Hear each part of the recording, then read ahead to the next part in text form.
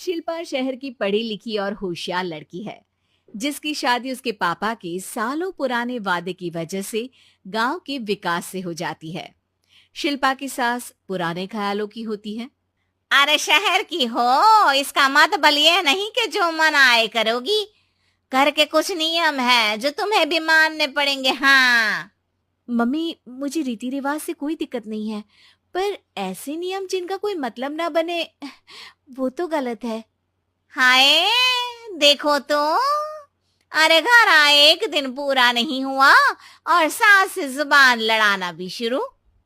नई हो, बहू हो, अपनी हद में रहना सीख लो। हाँ। इतने में विकास भी वहां आ जाता है।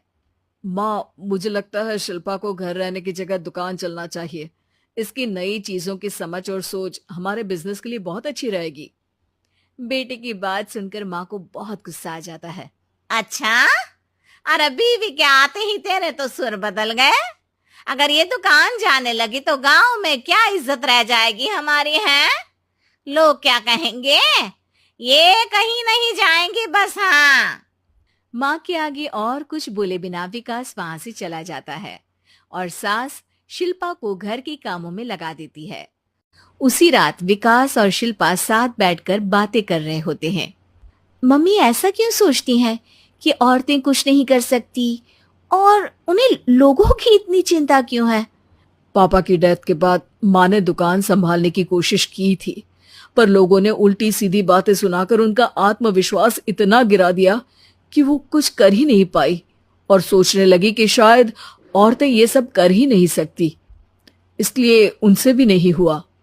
लोगों की यही तो दिक्कत है, उन्हें अपने से ज्यादा दूसरे की जिंदगी में स्वाद आता है। वैसे लोग जिनसे डरते हैं ना, उन्हें ही तोड़ने की कोशिश करते हैं। आप फिक्र मत करो, मम्मी की सोच बदलने का तरीका है मेरे पास। और अगले ही दिन से शिल्पा अपनी सास की सोच बदलने और लोग क्या कहेंगे के डर को खत्म करने की जद्दोजहद में जुट जाती है।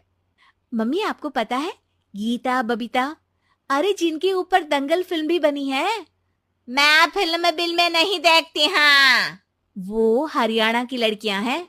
दोनों रेसलर हैं। उन्होंने जब ये शुरू किया था ना, तो लोगों ने बहुत बातें बनाई, बुरा भला बोला, मजाक भी बनाया, लेकिन उन्होंने ना किसी की सुनी, ना अपने ऊपर से विश्वास खोया और ना ही हार मानी।